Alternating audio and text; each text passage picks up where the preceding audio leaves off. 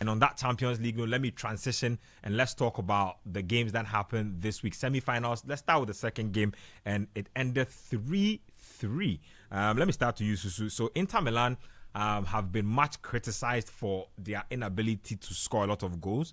They went to Catalonia and got 3 goals. Some way, somehow, they couldn't hold any of their... They went 2-0 up first, let it slip, went up again, and then let it slip again. Ended 3-3, but... going back to the San Siro with a 3-3 result, surely, I mean, for a team that don't score a lot and don't concede a lot, how would they be feeling? I mean, in that second leg. Based on what I see, I don't expect them to go through. Because for me, this is a team that they played a match, they took 4 shots and they scored 3 goals. And they couldn't stop Barca. Barca were just coming at them again and again. Like... Let me ask what's different, because in the Serie A they've been this very solid side. Everybody raves out. Even in the Champions League, up until the later stages, they had considered the fewest goals in the competition. Oh yeah, of course. But once you are playing better teams, you have to defend better. They didn't rise to the occasion, in my opinion. Because for me, part of it, they just couldn't handle Lamine Yamal. That was part of it. They just couldn't handle him. So he just kept doing so many dangerous things, making the game so difficult. Pedri had a very good game. They just couldn't handle the players. So for me, it makes me worry that if they go and they play defensively like they did in the first leg, and they concede 2 goals, I don't see them having another game where they will take... Let's name the defender. So they have Dimarco at left wing back. Yes. Dumfries at right wing back. And then Bastoni and Acerbi was playing center. How old is Acerbi? There we go. I feel like Acerbi has been like 30 something since I was in uni. In fact, and he's still playing. Acerbi played for Milan about 12 years ago, and then they got rid of him. He went to Sassuolo, then he went to Lazio before he's come to Inter Milan. I used to buy Acerbi in my career at uni, and Acerbi is still playing. There we go. He's like almost 40. Oh, Acerbi is he's very old. And I can't remember who was playing right centre back. Bisek. Bisek is not one of their regulars. They're regulars. So maybe German defender. Yeah, the German. Normally it will be Pavard. Yes. Benjamin Pavard. He got injured, I think, within the week. Yeah. So normally it will be Pavard on maybe the right it's the injuries, but they just didn't look up to it. And for me, and then there was also Matteo Damian too. Normally lines up on the right side as a wing back. Yeah, he doesn't trust Dumfries. Actually, even though Dumfries was very good, he doesn't really. So his preferred choice is Damian. Yes, because as a right wing back. Yeah, that's because you see, the thing is, when you have Wait, Matteo Damian, the guy who played for United. Yes, Man United. Yes. Okay, anyway, but Mkhitaryan was in there. He covered the most distance in that game. Don't worry, age is but a number. Italian managers are just different. No, part of it is that Inter Milan, they've decided that we'll buy players we can use. We're not trying to sell you later for money. If you play now. Yeah. So for me, the defense just didn't seem up to scratch. I think part of the usual thing is DiMarco plays because he's more offensive and Damian is a bit more solid. Yeah. Because you see how Dumfries was flying up and down. He doesn't want 2 wing backs who fly up and down like that. So it's a bit... But for me, I just think they defended well enough. Though they scored 3 goals, because they only managed 4 shots, they're not really creating chances. Yep. Okay, when they did create chances, some of them were high quality. They were able to exploit the offside trap. Look, if Mkhitaryan's toe was a bit smaller, they win that game. So I don't think it's all doom and gloom. But for me, it's just that when I look at Barca, if Barca play the same way, I see them as more likely to win the next game than if Inter play the same way. Just because when you play such a tight margin game where you take 4 shots and score 3 goals, you can't. It's very unlikely that you have another game like that. So they have to be a lot better, in my opinion, especially in creating chances. You don't think they can win this 1-0 smash and grab style? They can, but I think they have to defend a lot better. They have to have a better game plan for stopping Lamine Yamal, in my opinion. They have to have a better game plan for stopping Pedri. I don't think they did those 2 things that well. And on the attacking end, I think things went very well for them. But it's very rarely you see a team have that type of game. Yeah. Very, like, twice in a row. They usually do create a lot of chances. They had their moments where the ball was moving and they were playing well. They need to have more periods like that. I'm not saying I don't think they can win. But if they play like they did in the first leg, I don't expect them to win. Okay, let me take your thoughts on that. Yeah, who are you tipping for that final between those 2 teams and why? I've always maintained that the winner of this. Oh, that was a very big miss by Wolves. Very big miss. Just for the listeners and viewers, we are kind of keeping a second eye on the Wolves Man City game, and somebody just missed an absolute sitter. To be fair, that's technically not a miss because he didn't even touch the ball. But the pass was delayed a little bit, and the execution wasn't even right. I thought the person who passed the ball should have finished the chance. No. I think that was look at the guy. The guy was going for the tap. He stopped. Look at him. He was trying not to be offside. But look at that. Oh man. Anyway, please let's make progress on the Champions League. I have always maintained that ever since the semi-final setup came out, that the winner of this tie would win the Champions League. And per what we saw earlier in the week, it was evident that whoever comes out of that PSG Arsenal game isn't winning the Champions League, because the quality we saw in that game, it was just top level. And like you said, I have this funny feeling that this game might just drag into extra time and into penalties, and it might just be a situation where the Barca youngsters' experience it kind of hurts them a little bit in that situation. It could be it's extremities, in the sense that Inter Milan, for some strange reason, tend to be a little bit ponderous when they play in front of their fans, especially in extreme must-win games. As we witnessed, I think, in their game against AS Roma. They are under pressure because they lost out in the Coppa Italia semi-final. So their quest to win the treble is drilling in the Serie is out of the window. And they lost. And Napoli are just toppled them from the top. They lost to AS Roma in the league, and now Napoli leads the table, leads the standings in the Serie A, and so they are under so much pressure to win this Champions League.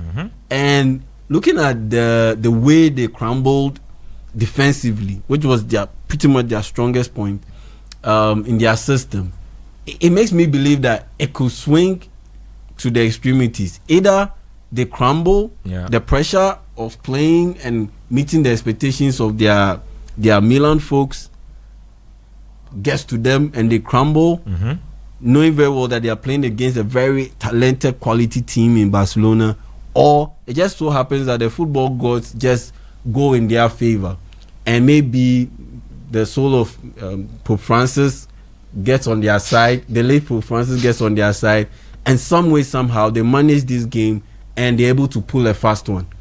Other than that, I don't see them qualifying to the final. So if you push me to the wall, I think I'll lean more into Inter winning this. I'll lean more into Inter winning this, because look, whoever watered the pitch didn't do the Barca folks a good service.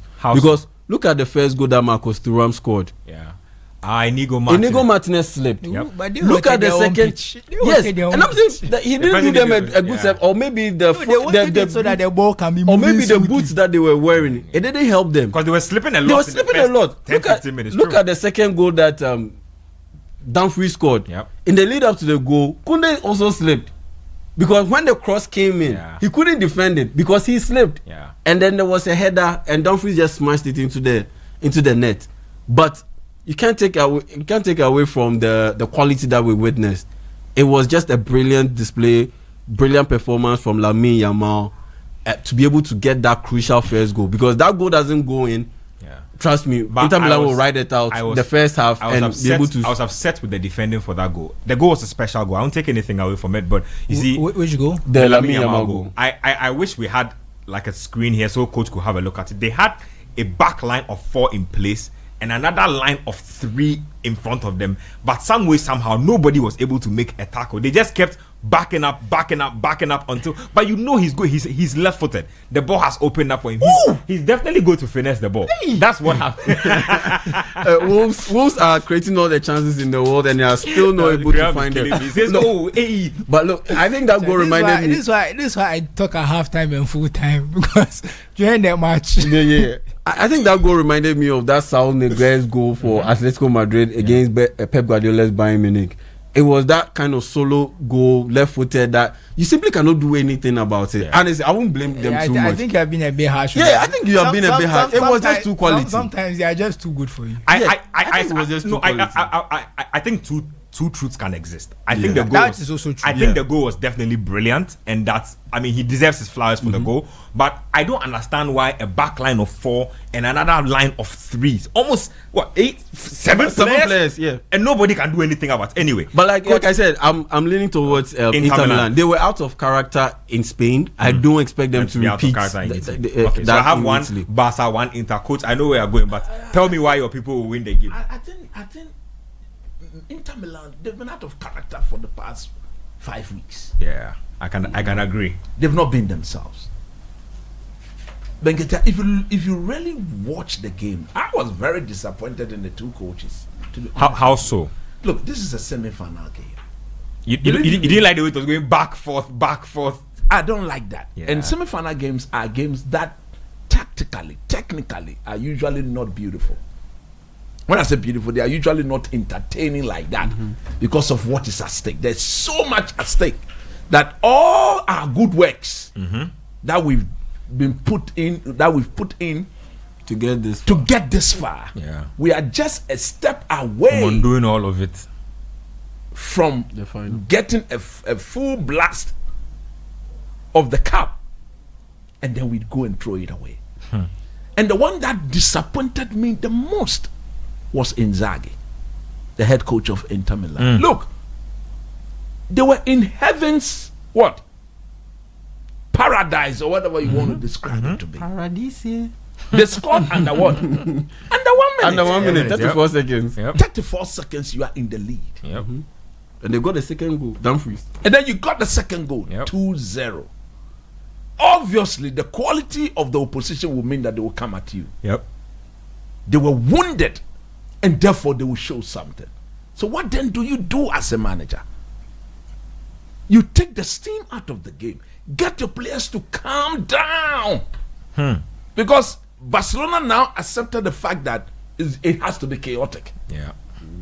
And technically, we all agree to the basic fact that they had the better technicians on the day. Their players better suited on a 1v1 situation. They are better passers of the ball. They can see the pass in difficult situations. So as a coach, you need to calm it down. Yeah. We didn't see that. Now let's look at that Lamine Yamal goal. Yeah. You saw it, right? You saw I it. agree with you 100%. Like you rightly said, not discrediting the player. Yeah. Credit to the young man. At Yeah. age 17, he does this Yeah. with cheeky ease in that manner. He is so Goodness me. What a player. good. So good. But again, like you said, defensively, if you look at the shape of Inter Milan, they were in no danger whatsoever. None. But I think fear factor. I think No, but you are I leading think they 2-0. were scared when he started Is it- running in their penalty In box. They were terms of afraid to throw a experience, leg. I yes. think that Look, all of those it's things. also the fear of the unexpected. You don't know what a player like that is really no, going but to do. you see, they are so experienced Yeah. not to have seen that. Yeah. Or not to have Because dealt with that. I saw it coming. You understand? What they should have simply done was to foul the young man. You see, there was a player he just Yama Just brush them off. brushing the player Yeah. off for physique, for Yep. strength and Yep. power. Shocking. Yep. So now when he picked up the ball on the return pass, look at the line. Tactically, they had proper defensive line cover. Proper. But they were all trying to prevent him from going on his left foot. So once he showed his, like he dropped the shoulders as if he was going to the left. You see, go and watch again. You see about 4 of them all leaning onto his left foot. And then he brought the ball back onto his right foot, completely clearing out of them into the picture or out of the picture. And then what a finish. Yeah. That finish was What a great. finish.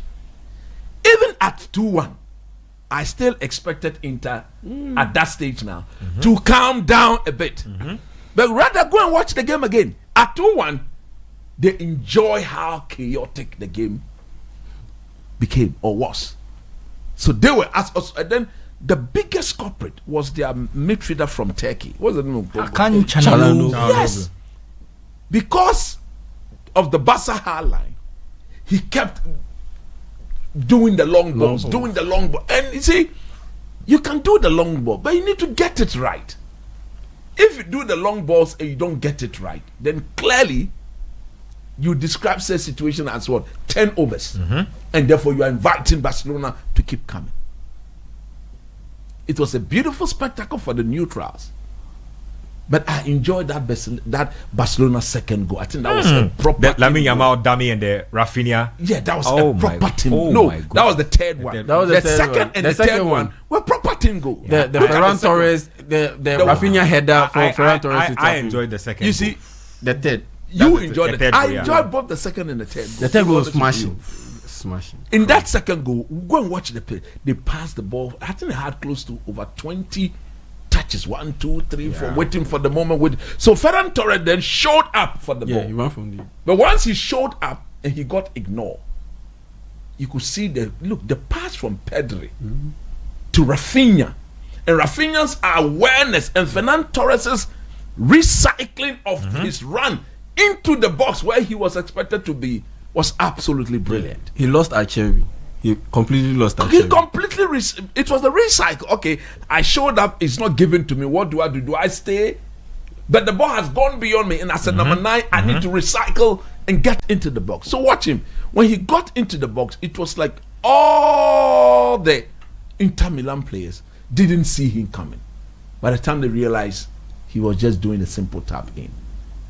You spoke about the Barcelona third goal.